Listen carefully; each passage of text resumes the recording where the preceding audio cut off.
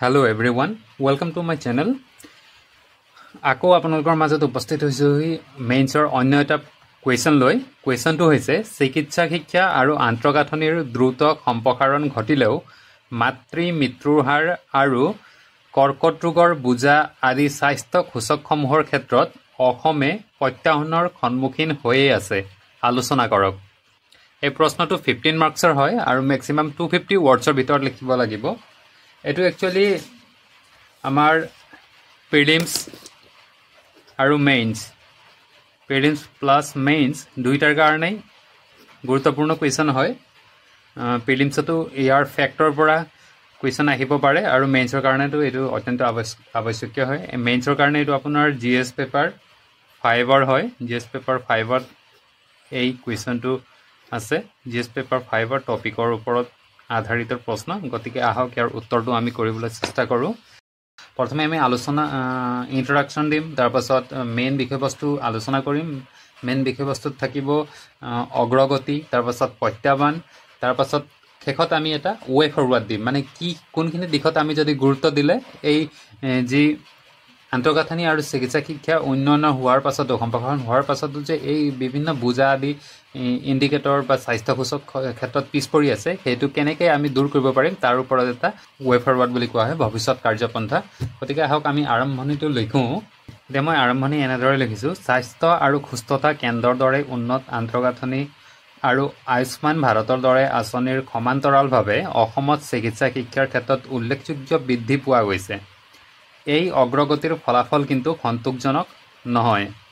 মাতৃৰ মৃত্যু, মেটাৰ্নেল মৰ্টেলিটি, শিশুৰ মৃত্যু, ইনফাণ্ট মৰ্টেলিটি আৰু কৰ্কট ৰোগৰ প্ৰাদুৰ্ভাৱৰ দৰে জটিল স্বাস্থ্য সূচকসমূহ এক ডাঙৰ চিন্তাৰ বিষয় হৈ পৰিছে। এই বিৰোধাভাসে ভৌগোলিক আৰু আন্তঃসামাজিক বাধাৰ মাজত স্বাস্থ্যসেৱা প্ৰদানৰ ব্যৱস্থাগত ব্যৱধানক উদঙাই তোলে। গতিকে এইটো হৈছে এটা ইন্ট্ৰডাকশন। ইয়াৰ পাছত এটা ট্ৰানজিশন লাইন লিখিম। ট্ৰানজিশন লাইনটো লিখাৰ পাছত মেইন বডিলৈ মই গুচি যাম। ট্ৰানজিশন লাইন মই এটা লিখি ললোঁ। ইয়াত লিখিছোঁ: প্ৰগতিয়ে স্বাস্থ্য সমতাৰ প্ৰতি অসমৰ দায়বদ্ধতাক আলোকপাত কৰিলেও স্থায়ী প্ৰত্যাহ্বানৰ বাবে অন্তৰ্নিহিত বিষয় আৰু সমাধানৰ ওপৰত অধিক গুৰুত্ব দিয়াৰ প্ৰয়োজন। অসমৰ স্বাস্থ্য খণ্ডত হোৱা অগ্ৰগতি আৰু স্থায়ী প্ৰত্যাহ্বান দুয়োটাকে এনেদৰে আলোচনা কৰিব পাৰি। এতিয়া অগ্ৰগতি আৰু প্ৰত্যাহ্বানৰ বিষয়ে ডিছকাশ্যন কৰিম। ইয়াত মই এনেদৰে অগ্ৰগতিসমূহ বুলি এটা বক্সৰ ভিতৰত লিখি থৈছোঁ, কাৰণ এইটো মেইন হেডিং হয়। ইয়াৰ তলত অগ্ৰগতি পইণ্টছসমূহ লিখা হ'ব, কোনখিনি ক্ষেত্ৰত আমাৰ চিকিৎসা শিক্ষা আৰু আন্তঃগাঁথনিৰ বিকাশ হৈছে, সম্প্ৰসাৰণ হৈছে, সেই গোটেইখিনি এই অগ্ৰগতিৰ ছেকশ্যনত লিখা হ'ব। অগ্ৰগতিসমূহত 1 নম্বৰ পইণ্টটো হৈছে চিকিৎসা শিক্ষাৰ সম্প্ৰসাৰণ। চিকিৎসা শিক্ষাৰ সম্প্ৰসাৰণ বহলভাৱে মই এফালে লিখিছোঁ। 2006 চনত 3খন মহাবিদ্যালয়ৰ পৰা 2025 চনত 14খনলৈ সম্প্ৰসাৰিত হৈছে। অৰ্থাৎ 2006 চনত অসমত কেৱল 3খন মহাবিদ্যালয়হে আছিল, চিকিৎসা মহাবিদ্যালয়, কিন্তু 2025 চনলৈকে 14খনলৈ সম্প্ৰসাৰিত হ'ল। ৰিচেণ্টলি 2025 চনৰ ফেব্ৰুৱাৰী মাহত গুৱাহাটীত প্ৰাগজ্যোতিষপুৰ চিকিৎসা মহাবিদ্যালয় আৰম্ভ কৰা হৈছে আৰু ইয়াৰ নেক্সট 2030 চনৰ ভিতৰত ইয়াৰ সংখ্যা বঢ়াই 14ৰ পৰা 24 কৰাৰ লক্ষ্য ৰখা হৈছে। 2 নম্বৰ পইণ্টটো লিখিছোঁ আন্তঃগাঁথনিৰ উন্নয়ন। ইয়াত এক্সপ্লেইন কৰিছোঁ: কৰ্কট ৰোগৰ যত্নৰ নেটৱৰ্ক কৰ্কট চিকিৎসালয় টাটা ট্ৰাষ্টৰ সৈতে PPP অৰ্থাৎ পাব্লিক প্ৰাইভেট পাৰ্টনাৰশ্বিপ PPP মডেলত কৰ্কট ৰোগৰ যত্নৰ নেটৱৰ্ক গঠন কৰা হৈছে। লগতে মানসিক স্বাস্থ্য প্ৰতিষ্ঠান অৰ্থাৎ মেণ্টেল হেল্থ ইনষ্টিটিউটৰ গঠন কৰা হৈছে। সঞ্জীৱনী অৰ্থাৎ টেলিমেডিচিন হয়। টেলিমেডিচিনৰ দৰে ডিজিটেল পদক্ষেপৰ দ্বাৰাও সমৰ্থিত এই দুৰ্গম অঞ্চলৰ প্ৰৱেশৰ উন্নতি, যিখিনি অঞ্চলত মানে সাধাৰণতে চিকিৎসা সেৱা উপলব্ধ নাথাকে, তাত এই টেলিমেডিচিনৰ সহায়ত মেডিচিন পঠিওৱাৰ ব্যৱস্থা কৰা হ'ব। 3 নম্বৰত হৈছে মূল আঁচনিসমূহ। কি আঁচনিৰ অগ্ৰগতি হৈছিলে সেইটো: অটল অমৃত অভিযান, আয়ুষ্মান ভাৰত, মুখ্যমন্ত্ৰী বিনামূলীয়া নিদান, অসম আৰোগ্য নিধি আৰু লগতে চাহ বাগিচা কৰ্মীৰ স্বাস্থ্য আঁচনি। ইয়াৰ লগতে আৰু বিভিন্ন আছে, গোটেইখিনি ইয়াত মেনশ্যন কৰা নাই। এইখিনি হৈছে আঁচনিসমূহৰ অগ্ৰগতি। লগতে সূচকসমূহৰ উন্নয়ন অৰ্থাৎ ইণ্ডিকেটৰ কোনখিনি ইণ্ডিকেটৰত ডেভেলপ হৈছে সেইখিনি দেখুৱাবলৈ বিচৰা হৈছে মুঠ প্ৰজননৰ হাৰ অৰ্থাৎ টোটেল ফৰ্টিলিটি ৰেট 2.2 তাৰপিছত প্ৰতিষ্ঠানিক প্ৰসৱ বৃদ্ধি হৈছে 75%, মাদাৰ মৰ্টেলিটি ৰেচিঅ' 490 2021-3 পৰা 2020-22লৈ 150লৈ হ্ৰাস পাইছে।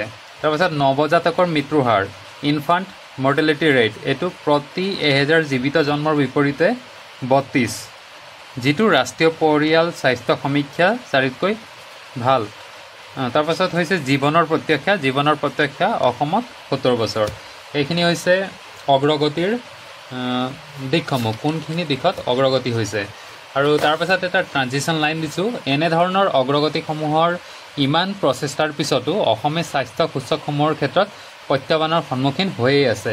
ইয়াৰ পাছত এতিয়া লিখিম প্ৰত্যাহ্বানসমূহ, কি প্ৰত্যাহ্বানৰ সন্মুখীন হৈ আছে অসমৰ স্বাস্থ্য সেৱা খণ্ডটোৱে, সেই বিষয়ে ইয়াত লিখিম। ইয়াত তেনেদৰে প্ৰত্যাহ্বানসমূহ বুলি বক্স আকাৰত লিখি থৈছোঁ, কাৰণ এইটো এটা হেডিং হয়। 1 নম্বৰ পইণ্টত লিখিছোঁ ৰাষ্ট্ৰীয় গড়ৰ ওপৰত MMR আৰু IMR, মাদাৰ মৰ্টেলিটি ৰেচিঅ' আৰু ইনফাণ্ট মৰ্টেলিটি ৰেট, এই দুটা গড়ৰ ওপৰত আছে ৰাষ্ট্ৰীয়কৈ।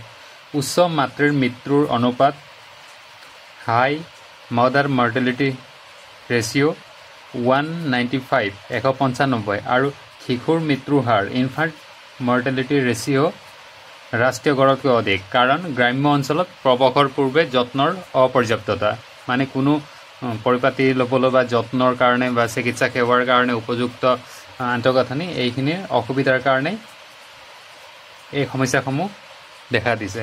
2 নম্বৰত আছে ৰোগৰ বোজা। অসমত মদ্যপানৰ সৈতে জড়িত খাদ্যনলী কৰ্কট ৰোগৰ প্ৰাদুৰ্ভাৱ বেছি হৈছে, লগতে যক্ষ্মা, জাপানী এনকেফেলাইটিছ, মেলেৰিয়া ৰোগৰ প্ৰকোপো বেছি হৈ আছে। 3 নম্বৰত হৈছে ভৌগোলিক বাধা আৰু মানৱ সম্পদৰ অভাৱ।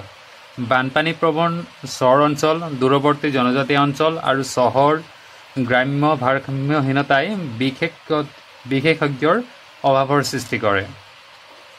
4 নম্বৰত লিখিছোঁ জীৱনশৈলীৰ সমস্যা। উচ্চ হাৰত ধঁপাত আৰু সুৰাৰ ব্যৱহাৰ, দ্ৰব্যৰ অপব্যৱহাৰ আৰু অসংক্ৰাত্মক ৰোগৰ বৃদ্ধি হৈছে। জীৱনশৈলীৰ সমস্যা অৰ্থাৎ এইটো মদ্যপানৰ লগত জড়িত সমস্যা। তাৰপাছত 6 নম্বৰত লিখিছোঁ গ্ৰাম্য নগৰ বৈষম্য। অসমৰ গ্ৰাম্য অঞ্চলত উচ্চ IMR মানে ইনফেণ্ট মৰ্টেলিটি ৰেট, ই আন্তঃগাঁথনিৰ অসমানৰ বিতৰণক প্ৰতিফলিত কৰে। অৰ্থাৎ গ্ৰাম্য অঞ্চলত IMR বেছি কিন্তু নগৰ অঞ্চলত কম, গতিকে ই আন্তঃগাঁথনিৰ বিতৰণত যে অসমানতা আছে তাক প্ৰতিফলিত কৰিছে। ইয়াৰ পাছত মই ভৱিষ্যতৰ কাৰ্যপন্থা কেইটামান লিখিছোঁ। ইয়াৰ 1 নম্বৰটো হৈছে প্ৰাথমিক আৰু প্ৰতিৰোধমূলক স্বাস্থ্য যত্ন, য'ত পুষ্টি, প্ৰতিষেধক, টীকাকৰণ আদি থাকিব, ইয়াক শক্তিশালী কৰা।